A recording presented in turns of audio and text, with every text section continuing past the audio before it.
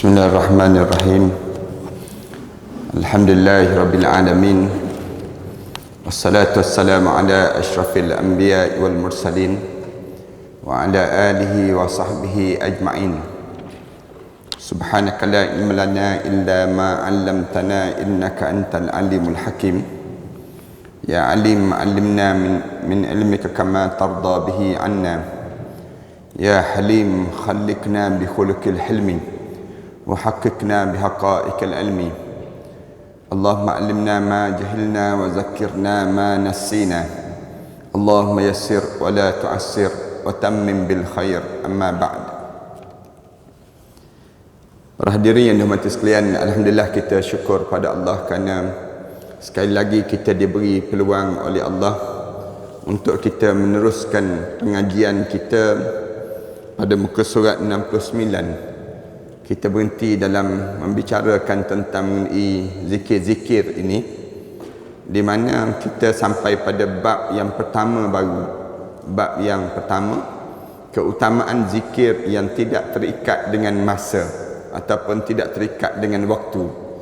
Dalam hidup kita ini, Islam diajar supaya kita ni sentiasa berzikir. Berzikir ni untuk kita nak suruh pada diri kita ni hidup dalam keadaan yang menjadi tenang dalam pada diri kita. Bila kita hidup ni, emosi kita ataupun suasana kita dia menjadi tidak menentu. Kita perhati pada diri kita lah, bukannya kita perhati pada orang lain. Kadang-kadang kita ni ada perasaan nak marah, kadang-kadang ada perasaan sayang, kadang-kadang datang perasaan benci, kadang-kadang datang perasaan rindu, kasih. Dalam diri kita ni terjadi demikian. Kadang-kadang kita pun heran dengan perangai kita. Perangai kita ni kenapa kita jadi macam ni dalam hidup kita? Jawabnya kerana hidup kita ni dia ada emosi, dia ada tindak, dia ada perasaan pada diri seseorang. Bagaimana kita nak suruh jadi tenang? Tenang je emosi kita ni, ataupun bagaimana kita nak suruh suasana kita ni hidup dalam keadaan tenang? Maknanya supaya kita dalam keadaan yang hidup dalam keadaan stabil perjalanan hidup kita. Satu cara yang Islam ajar ialah dengan zikir. Bila kita zikir, maka dia akan menjadikan ketenangan dalam hidup kita. Emosi kita jadi tenang, tubuh badan, cara kita berfikir pun tenang. Kemudian dalam keadaan yang suasana masyarakat kita pun tenang bila kita dapat zikir. Jadi Islam disuruh hidup kita ni dalam lingkungan zikir. Jangan kita hidup jauh daripada zikir, kerana zikir ni ubat ataupun satu cara untuk menjadikan kehidupan kita bahagia, untuk menjadikan diri kita ni tenang dan kita ni dalam keadaan lapang pada diri kita ni. Kalau kita tak berzikir, kesan dia banyak sangat. Bila hidup kita ni kita tak berzikir, kesan dia di mana dalam hidup kita akan jadi gelojoh. Kita akan jadi hidup dalam keadaan cepat nak marah. Jadi kita ni suasana kita ni tak tenang dalam hidup kita. Kalau orang tanya kenapa jadi demikian, tanda kita tak zikir. Zikir ni menenangkan hidup. Dalam Al-Quran Karim Allah Subhanahu Wa Taala sebut, ala bizikrillahi tatma'innul qulub. Dengan kamu berzikir, menjadikan diri kamu tenang dalam hidup kamu. Orang yang paling utama cerita pada kita tentang zikir ni Nabi Muhammad sallallahu alaihi wasallam. Nabi Muhammad diajar supaya kita ni berzikir, ingat kepada Allah sepanjang masa. Bila kita berzikir, menyebabkan kita ni, hidup kita ni jadi lapang. Kita boleh kontrol pada diri kita, boleh kawal dalam hidup kita dengan kekuatan zikir. Ini satu. Demikian juga dengan zikir ni, dia boleh mematikan virus-virus jahat. Itu senang kita nak sebutlah, untuk diri kita nak faham pada diri kita. Zikir ni dalam hidup kita ni, dia ada virus-virus yang jahat yang datang untuk menyerang kehidupan manusia. Kadang-kadang kita kena penyakit, misal contoh kanser, ataupun penyakit yang disebut dengan apa dia, santau, ataupun penyakit yang disebut dengan sihir. Penyakit-penyakit ni kalau kita tak berzikir, lagi berkembang virus ini. Dia kalau kita nak sebutnya begitu, lagi cepat membiak. termasuk dengan COVID-19 ini. Masuk dengan COVID-19 ini. COVID-19 ini salah satu cara untuk kita nak hadapinya dalam hidup kita ni ialah dengan kita banyakkan berzikir. Dengan kita banyakkan berzikir, dia akan jadikan diri kita ni selamat daripada serangan-serangan yang demikian. Jangan kita nampak kita nak kena tunggu vaksin je, jangan. Dalam hidup kita, vaksin yang paling baik bagi orang mukmin ialah dengan zikir. Zikir ni jadi ubat. Para haniskan banyak berzikir, para haniskan kena yang disebut dengan apa dia, kanser misal contoh. Jangan berhenti daripada berzikir. Bila kita kena kanser, zikir dia banyak sikit. Bila kita berzikir pada diri kita ni, mudah-mudahan Allah jadikan mati kanser-kanser tadi. Kita tak tahu kanser ni datang daripada mana. Doktor sendiri pun buntu. Dia tak tahu virus ni datang daripada mana. Daripada sumber makanan ke, sumber kita berjalan bersahabat ke, sumber kita tidur bangun kita ke, yang menyebabkan dalam hidup kita ni senang kena virus-virus demikian. Islam diajar dalam hidup kita ni zikir menjadi ubat. Kita kena letak demikian. Zikir ni ubat. Dan terbukti banyaklah, bukannya seorang dua yang bila kitanya berzikir maka dia menyembuhkan penyakit yang kita deritai. Ramai orang kita kena gangguan, misal contoh kena gangguan apa dia, anak-anak kita kan, bila dia terbeliak malam, mata dia terbeliak, kemudian menangis malam-malam dan sebagainya, kita zikir. Dengan zikir tadi, dengan kita sebut subhanallah walhamdulillah wala ilaha illallah wallahu akbar, lama-lama dia reda. Ataupun kita azan kan, diajar supaya kita azan. Azan tu biasalah, jangan pinjam mikrofon masjid pula. Azan, kita azan waktu mana dia tengah-tengah dalam keadaan dia tu melalak, meraung tu, kita azan. Azan tadi menjadikan diri dia jadi reda. Kita tengok rumah terbakar, bila berlaku rumah terbakar, kita azan. Api yang patutnya marak tadi, dia akan tersekat dengan zikir. Itu yang Allah jadikan kelebihan lah. Tapi kalau kita tengok rumah terbakar, azan juga. Telefon bomba pun telefon bomba juga. Jangan kita azan, kenapa tak terpadam-padam ni gitu. Maknanya kita ni dalam hidup kita ni, biar kitanya bergerak serentak. Makan ubat. Tapi dalam masa yang sama, zikir jangan berhenti. Zikir jangan berhenti pada diri kita. Jangan kita bergantung pada ubat je tanpa kita bergantung dengan mengingati Allah. Ni jadi bahaya di kalangan kita. Ya, kita tak nafikan dalam hidup kita ni perlu kita makan ubat. Betul, kita makan ubat. Tapi dalam masa yang sama, zikir biar berterusan. Kenapa zikir ni? Zikir ni jadi ubat dalam setiap penyakit yang kita deritai dalam diri kita ni. Apa saja yang kita alami dalam hidup kita, zikir. Lalu Islam diajar dalam hidup kita ni perlu berzikir pada masa-masa tertentu kah sahaja? Tak. Islam suruh kita berzikir ni pada setiap masa dan setiap waktu. Di mana saja pun kita ada ruang berzikir, maka kita berzikir. Itu cara Islam diajar pada diri kita. Ni bab yang pertama, di mana bab zikir yang tidak terikat dengan masa, yang tidak terikat dengan waktu. Firman Allah Ta'ala, wala zikrullahi akbar wallahu ya'lam ma tasna'un. Dan sesungguhnya mengingati Allah itu jauh lebih besar. Wala zikrullahi akbar, dengan kamu mengingati Allah itulah yang terbesar dalam hidup kamu. Wallahu ya'lam ma tasna'un, Allah mengetahui apa yang kamu kerjakan dalam hidup kamu. Segala benda yang kamu buat dalam hidup kamu ni, Allah tahu. Cara Allah ajar demikian pada kita. Dalam ayat yang lain Allah berfirman, fazkuruni azkurkum, kamu ingatlah kepadaku, katanya Allah. Fazkuruni, berzikirlah kamu kepadaku. Azkurkum, aku akan balas pada kamu. Dengan macam mana? Aku akan ingatkan kamu. Ayat ni kan macam doa, macam Allah sebut ada kitab doa. Ud'uni astajib lakum. Doalah kamu pada aku akan perkenankan doa kamu. Dia ada 2-3 kalimah yang Allah nak balas terus. Nak balas terus. Salah satunya fazkuruni, kamu berzikir pada aku.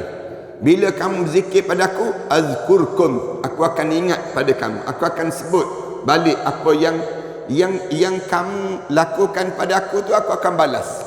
Cara Allah nak balas apa dia? Aku akan kenang kamu, aku akan ingat pada kamu. Ini cara Allah ajar pada kita. Jangan kita kata saya tak nak dah berzikir. Kenapa? Allah tak ingat pun pada saya, Allah tak peduli pun pada saya. Tak, Allah jawab, fazkuruni azkurkum, kamu berzikirlah pada aku. Allah tak sebut bila, tapi Allah kata bila-bila masa. Bila kamu sebut nama aku ni dekat sangat dengan kamu, aku akan sebut nama kamu kembali. Bangga tak bangga kita bila Allah ingat pada kita? Orang kita kan kadang-kadang kawan-kawan datang jumpa dengan kita, kawan-kawan kita sebut, aku berjumpa dengan tuanku kemarin, dia kirim salam pada engkau, misal contoh. Kita pun tergamam, bila masa pula tuanku kenal kita. Kita pun seronok lah, betul ke tuanku kirim salam? Kita akan sebut demikian. Ni manusia, kita rasa kagum dah. Kawan kita sebut, ya tuanku sebut begini tentang kau. Misal contohnya, kita pun rasa bangga, alhamdulillah. Orang besar kenal kita, ada orang yang hebat kenal kita, kita pun rasa bangga.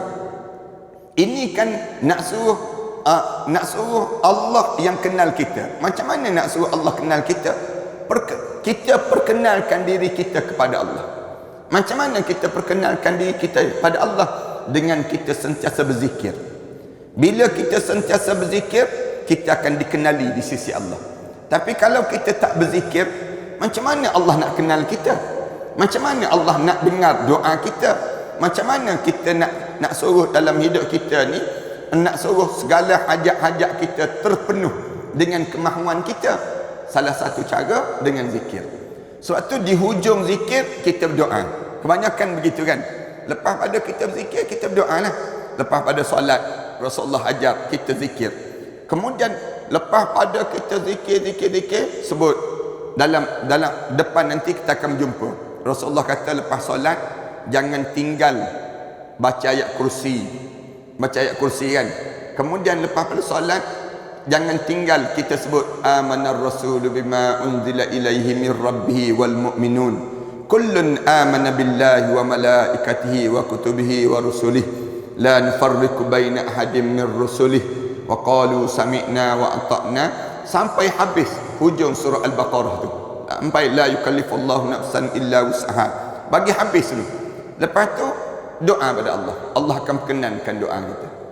Itu cara salah satu nak suruh kitanya dimustajabkan doa. Macam mana cara? Berzikir dalam hidup ni. Sebab tu Allah sebut fazkuruni azkurkum. Kemudian washkuruli, bersyukurlah padaku, katanya Allah. Dalam hidup kamu ni belajarlah untuk sebut alhamdulillah ala kulli halin.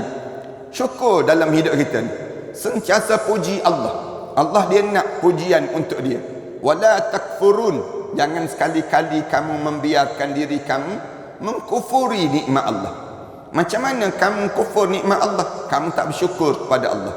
Kamu rasa yang ada pada diri kamu tu milik kamu, bukannya pemberian Allah. Yang ni jadi masalah dalam hidup.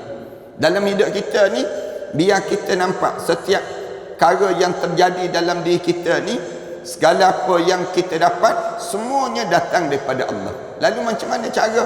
Bersyukurlah. Washkuruli, Allah sebut syukur padaku. Sebut alhamdulillah. Alhamdulillah. Setiap keadaan diri kita ni sentiasa sebut alhamdulillah pada diri kita ni. Wala takfurun, jangan kufur. Allah sebut demikian. Jangan biarkan diri kamu ni tak sedar diri, dipanggil mengkufuri nikmat Allah. Orang sebut ada dia, orang sebut kan sedap masak misal contoh, orang puji kita pun mula sebut ni warisan mak ayah, kita sebut demikian. Kebetulan keturunan hebat masak, saya pun sedap jugalah masak. Dia sebut demikian. Dia tak nampak yang Allah anugerahkan pada dia cara masakan tersebut. Misal contoh, ramai di kalangan kita kan, bila orang puji dia, orang puji je dia nampak diri dia tak nampak yang Allah yang bagi. Ni Allah kata jangan begitu. Bila ada saja pada diri kamu nikmat, kamu syukur dalam hidup kamu. Dalam hidup kita ni jangan nampak diri kita. Orang puji, cerdik-cerdik anak kamu. Dia pun jawab, kebetulan mak dia cerdik, ayah dia cerdik. Dia sebut demikian. Dia nampak diri dia, keturunan cerdik dia sebut. Padahal Allah yang bagi dalam hidup. Orang tanya kita kan, ramai mana orang jumpa dengan kita, awak nampak muda lagi lah, misal contoh. Mula kembang kempis hidup. Macam mana kamu jadi nampak awet muda ni? Kamu ada petua tak? Oh, dia pun mulalah minum air suam setiap pagi. Dia mula bagi idea dia. Saya tak minum air batu. Saya ni minum air suam je setiap hari. Saya ni jaga tidur saya tidur awal. Saya bangun pun pada awal pagi. Mula dia sebut demikian. Kita jawab, ramai mana orang minum air suam mati awal juga, kata. Maknanya dalam hidup kita ni ramai mana orang yang begitu. Misal contohnya, jangan nampak kita. Nampak bila orang puji je kita, jawab terus, hadza min fadli rabbi. Ini anugerah Allah untuk diri saya.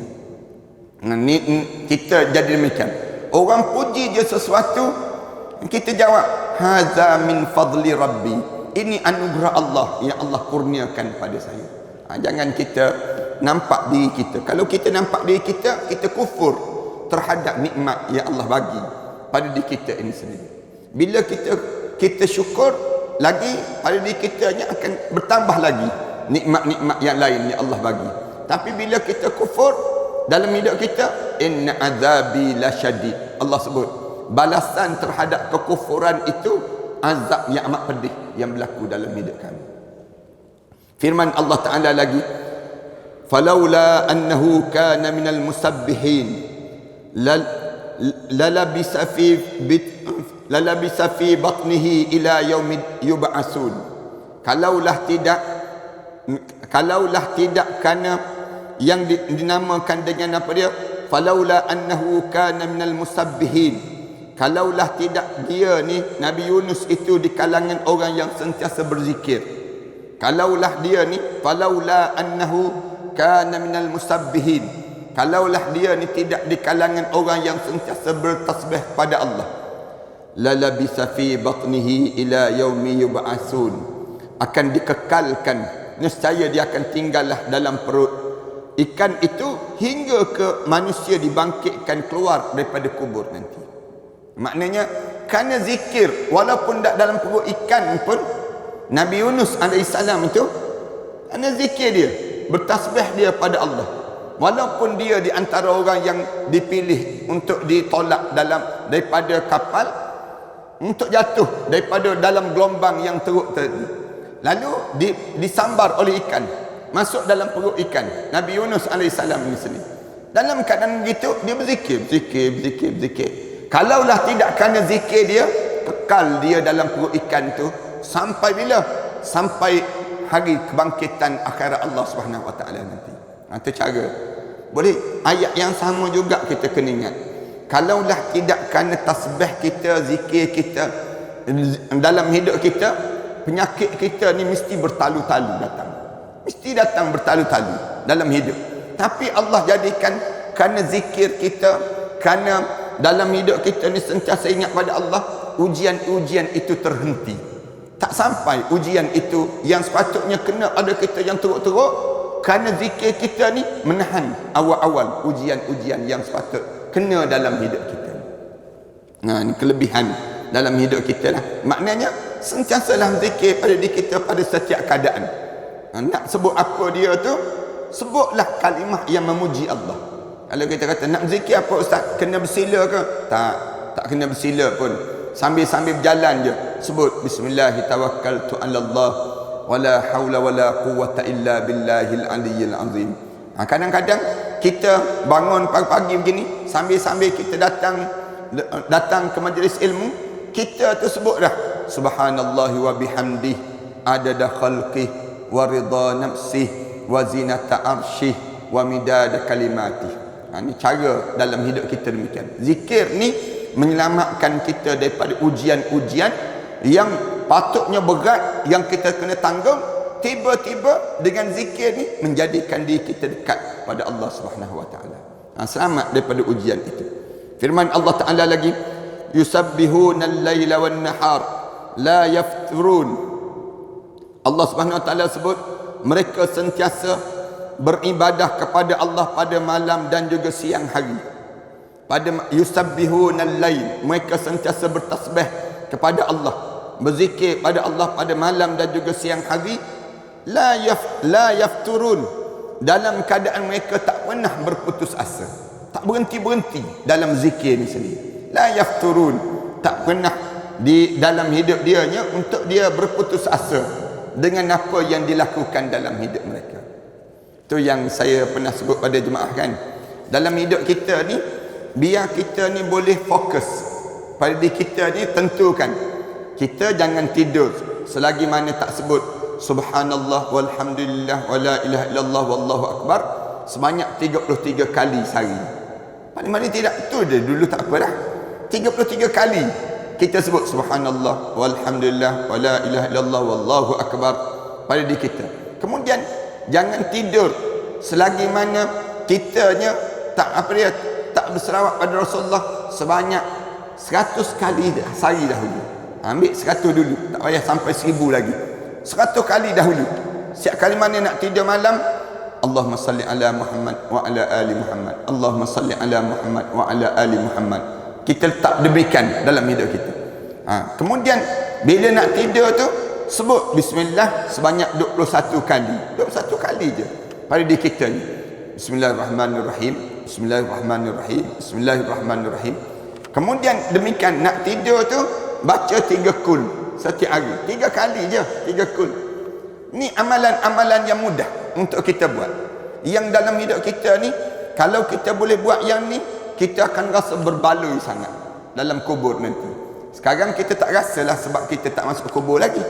Tapi bila dah masuk dalam kubur tu, kita rasa alhamdulillah, aku dah boleh istiqamah dalam hidup aku dengan amalan-amalan ini yang aku lakukan dalam hidup. Ramai orang lain, setengah-setengah tempat saya perhati ada di kalangan kita, di masjid-masjid lepas isyak je baca surah Al-Mulk. Misal contohnya, dulu-dulu tak jumpa keadaan macam ni. Sekarang ni dah ada dah. AJK masjid dia bagi tahu, jom kita baca surah Al-Mulk. Lepas pada isyak je zikir sikit, kemudian baca surah Al-Mulk. Nak sebutnya apa dia? Kalau kita tidur malam ni kita mati, lalu kita akan terselamat daripada fitnah kubur pada malam tersebut. Ini amalan-amalan yang kita boleh buat menjadikan rutin pada setiap hari. Tak pernah kita putus asa. Yang ke-14, dalam 2 kitab sahih oleh 2 imam ahlul hadis, Abu Abdullah Muhammad bin Ismail bin Ibrahim bin Mughirah al-Bukhari al-Ju'fi dan Abul Husain Muslim ibn al-Hajjaj bin Muslim al-Qushairi an-Nasaiburi radhiyallahu anhum dengan sanad yang sambung daripada Abu Hurairah radhiyallahu anhu. Dia adalah Abdurrahman bin Sakhr menurut pendapat yang paling benar daripada lebih kurang 30 pendapat yang lain. Dia ialah sahabat yang paling banyak meriwayatkan hadis. Di antara orang yang paling banyak meriwayatkan hadis ialah yang disebut dengan Abu Hurairah radhiyallahu anhu. Dia kata apa dia? Katanya Rasulullah pernah bersabda. Rasulullah sebut kalimatani khafifatani alal lisan thaqilatani fil mizan habibatan ila rahman subhanallahi wa bihamdih subhanallahil azim. Rasulullah kata 2 kalimah yang khafifatani alal lisan, terlalu mudah untuk lidah kita menyebut. 2 kalimah ni kalau kita boleh sebut ni, Rasulullah kata mudah sangat lidah kita sebut. Thaqilatani fil mizan, tapi 2 kalimah ni memberatkan timbangan kamu. Bila kamu sampai di akhirat nanti, dihitung amalan, letak zikir yang kamu sebut ni berat timbangan. Mudah je sebut pada lidah. Habibatan ila rahman, 2 kalimah ni paling disukai di sisi Allah Subhanahu wa taala. Rasulullah sallallahu alaihi wasallam sebut apa dia? Subhanallahi wa bihamdih Subhanallahil azim. Mulut kita ni mula kita ajar pada diri kita sebut demikian. Subhanallahi wa bihamdih. Subhanallahil azim. Ni cara pada diri kita ni. Subhanallahi wa bihamdih. Subhanallahil azim. Jemaah-jemaah ikut ya. Saya baca, jemaah ikut. Subhanallahi wa bihamdih. Subhanallahil azim. Sekali lagi. Subhanallahi wa bihamdih. Subhanallahil azim. Subhanallahi wa bihamdih. Subhanallahil azim. Ni maknanya kita ijazah, maksudnya kita belajar. Lepas pada ni ingatlah sampai bila-bila saya belajar dengan Ustaz Ahmad Dasuki kalimah ini. Lalu kita pun ajar pada anak-anak kita, ajar pada keluarga kita. Ni senangkan kita sebut tadi kan. Senang je kita sebut. Tapi tunggu petang nanti. Tunggu petang nanti tanya balik apa yang sebut tadi. Tak ingat terus kita, tak kena gaya. Kenapa kita je tak ingat? Kerana kita tak lekatkan pada lidah kita. Tapi biar kita sentiasa lazimkan. Subhanallah wa bihamdi. Subhanallahil azim. Kalimah yang Rasulullah kata mudah je kamu sebut. Senang je lidah kamu tu, laju je kamu sebut. Tapi kalau timbang di sisi Allah, timbangan amalan, berat timbangan kamu, memudahkan kamu masuk dalam syurga Allah.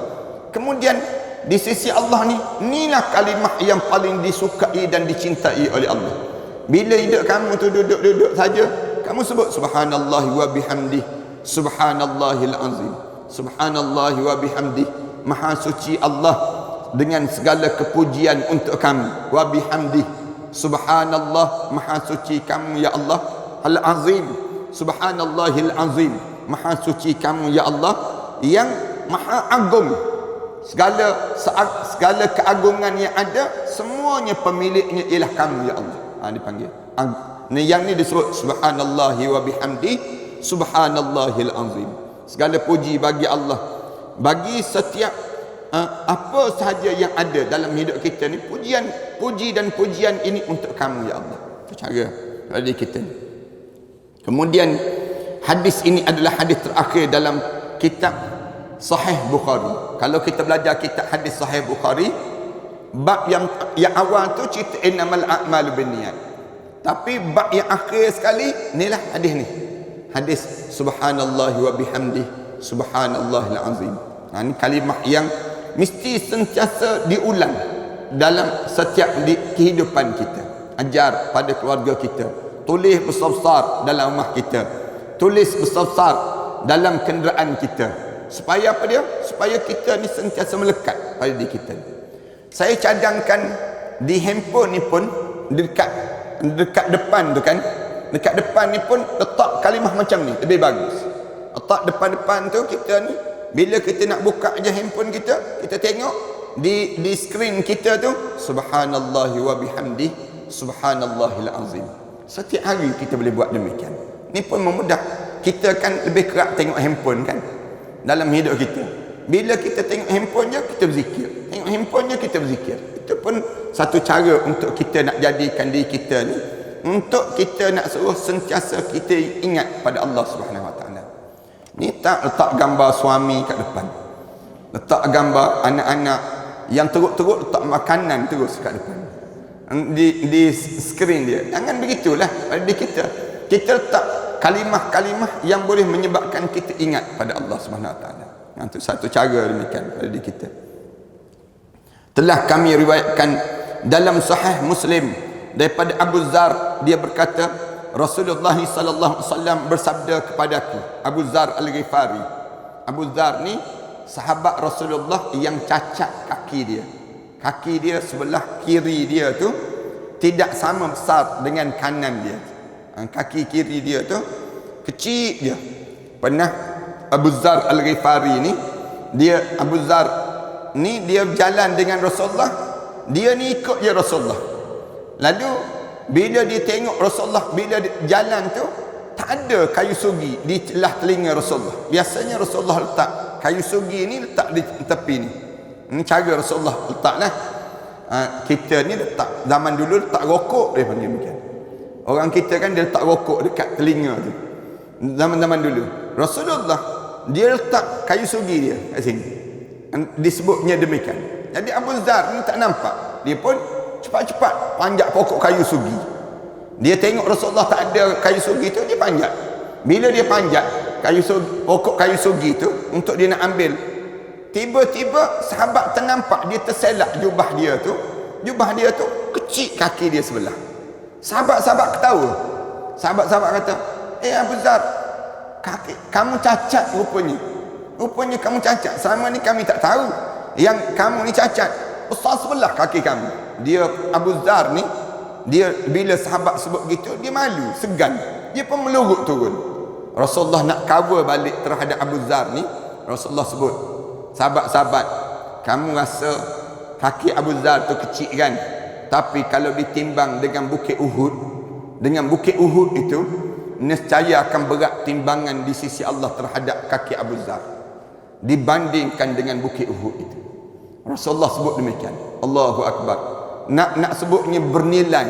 Kaki sahabat tu, betis sahabat tu jauh lebih bernilai daripada bukit Uhud yang Rasulullah sebut, hadza jabalun yuhibbuna wa nuhibbuh. Ni bukit yang mencintai kita, kita pun mencintai dia. Rasulullah kan kalau dia ada masalah, di antara benda yang Rasulullah buat, Rasulullah tengok bukit Uhud. Rasulullah tenang je tengok bukit Uhud. Rasulullah akan pergi duduk, Rasulullah balik bermusafiran, Rasulullah akan pergi dekat bukit Uhud. Rasulullah tenangkan diri Rasulullah. Macam orang kita ni kan, nak suruh tenang sikit, dia bela kucing misal contoh, dia akan main dengan kucing. Ada yang jenis tak nak bela kucing, dia buat akuarium dalam rumah dia. Nak tenangkan diri dia duduk menung depan akuarium dia misal contohnya. Rasulullah dia nak tenang dengan bukit Uhud. Rasulullah tengok bukit Uhud. Bukit Uhud tu yang menyebabkan menjadi ketenangan dalam hidup Rasul. Rasulullah kata bukit Uhud tu cinta pada kita, kita pun cinta pada dia. Tapi betis Abu Dzar ni jauh lebih berat lagi dibandingkan dengan bukit Uhud tadi di sisi Allah Subhanahu Wa Taala.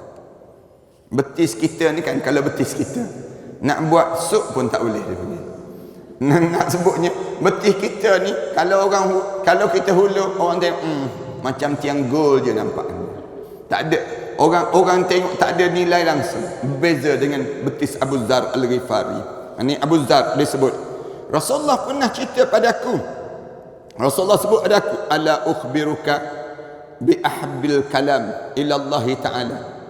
Katanya Rasulullah sebut pada Abu Dzar, nak tak aku cerita pada kamu kalimah yang paling dicintai di sisi Allah. Kata-kata yang bila kamu sebut, Allah menjadi cinta pada kamu. Bila kamu sebut kalimah ini, menjadikan dia panggil terkesan dalam hidup kamu karena kecintaan Allah kepada kamu dengan kamu sebut kalimah ini. Inna ahabbal kalam ila Allah, kalimah yang paling Allah gemari di sisi Allah kepada dia, subhanallahi wa bihamdih, maha suci Allah, segala pujian dengan segala kepujian untuknya. Itu kalimah yang paling disukai dan digemari oleh Allah Subhanahu Wa Taala. Para hadirin sekalian, ingat tak dulu kan mak kita ni, ibu-ibu kita ni, bila dia nak marah pada anak-anak, dia sebut subhanallahi wa bihamdih. Budak ni dia sebut demikian. Ujung tu budak ni, dia akan sebut dulu subhanallahi wa bihamdih. Nah, ni kalimah demikian. Kadang-kadang tak sempat nak habis subhanallahi wa bihamdih. Budak ni dia sebut. Baru sub je baru dia ni. Tak sempat nak habis subhanallah dia. Nak geram sangat tu oleh kita. Tapi kalimah mulut dia tu, bila dia nak kata sesuatu, mulut dia akan sebut subhanallahi wa bihamdih. Subhanallah wa bihamdih ni, katanya Rasulullah sebut pada Abu Dzar, inilah kalimah yang paling dicintai dan disukai di sisi Allah Subhanahu Wa Taala, digemari di sisi Allah. Allah paling suka kalau kamu duduk je, kamu buat apa-apa saja subhanallah wa bihamdih. Sambil-sambil kita masak, sambil-sambil kita basuh pinggan, sambil-sambil kita berada kat dapur, mulut kita tu jangan terhenti sebut subhanallah wa bihamdi, subhanallah wa bihamdi. Kemudian wa fi riwayatin, dalam riwayat yang lain, su'ila Rasulullah sallallahu alaihi wasallam, pernah ditanya kepada Rasulullah, ayyul kalami afdal. Dalam riwayat yang lain ditanya Rasulullah, kalimah apa yang paling utama ya Rasulullah? Kalau kita nak bercakap ni, kalimah apa yang paling terbaik untuk kita sebut ya Rasulullah? Qala ma astafallahu li malaikati aw li ibadihi. Lalu Rasulullah sallallahu alaihi wasallam sebut, tidaklah kalimah yang dipilih oleh Allah kepada para malaikat dan hamba-hambanya yang paling terbaik ialah kalimah apa dia? Subhanallahi wa bihamdih. Maha suci Allah, segala kepujian untuknya. Allahu akbar.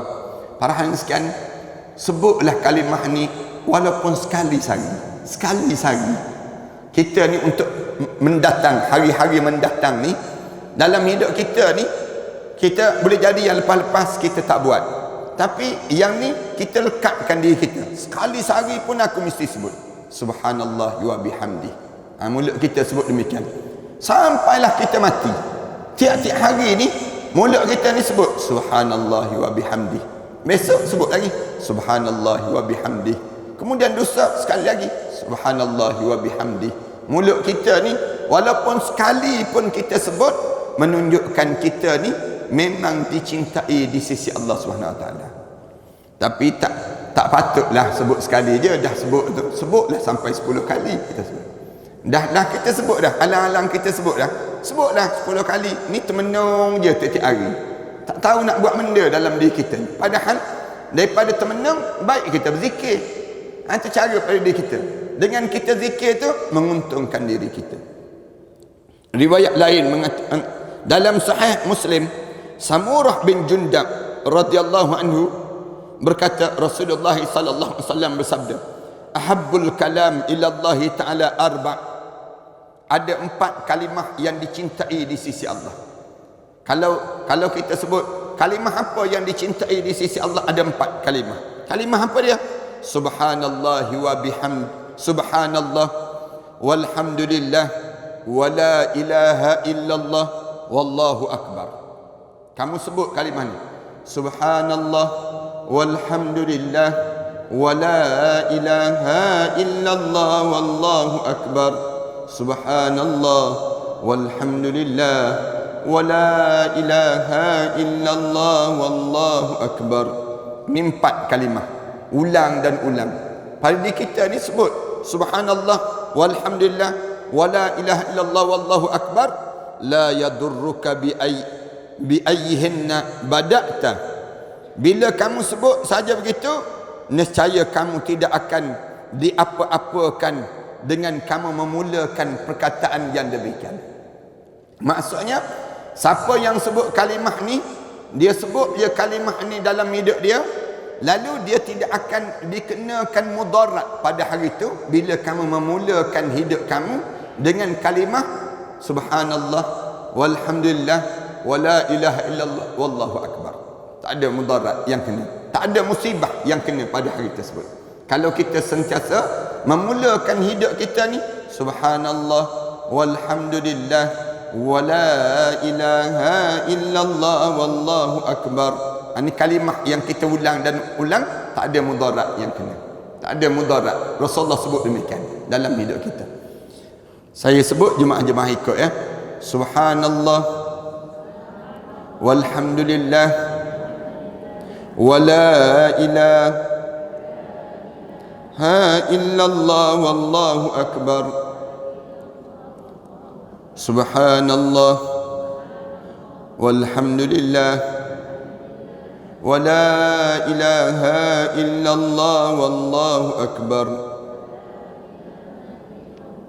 Subhanallah walhamdulillah wa la ilaha illallah wallahu akbar. Ini ulang, jemaah-jemaah ulang. Bila kita nak tidurkan anak kita ke, ataupun kita nak apa dia, nak jalan ke, bila kita nak masuk rumah kita ke, setiap benda yang kita nak buat, mulakan dengan kalimah ini. Rasulullah janji la yadurruka bi ayyihinna bada'ta. Tak akan kena mudarat kalau kamu mulakan hidup kamu dengan perbuatan kamu dengan kalimah ini. Nescaya tak ada mudarat. Katakanlah orang letak racun di dalam gelas kita ni. Kita nak minum, baca subhanallah walhamdulillah wala ilaha illallah wallahu akbar. Kita baca demikian, kita pun minum. Racun tu tak bermudarat pada kita. Tu cara demikian. Ni nak, tapi dengan syarat kita ni tak tahu ada racun dalam tu. Tapi kalau dah tahu dah, kita minum juga, tu memang cara cari nafas, dia panggil macam. Jangan cuba. Tapi ada dalam peristiwa sahabat waktu mana dia letakkan racun di dalam gelas tu, dia ambil gelas tu, dia sebut, dia kata aku tahu dalam gelas ni ada racun, dia kata.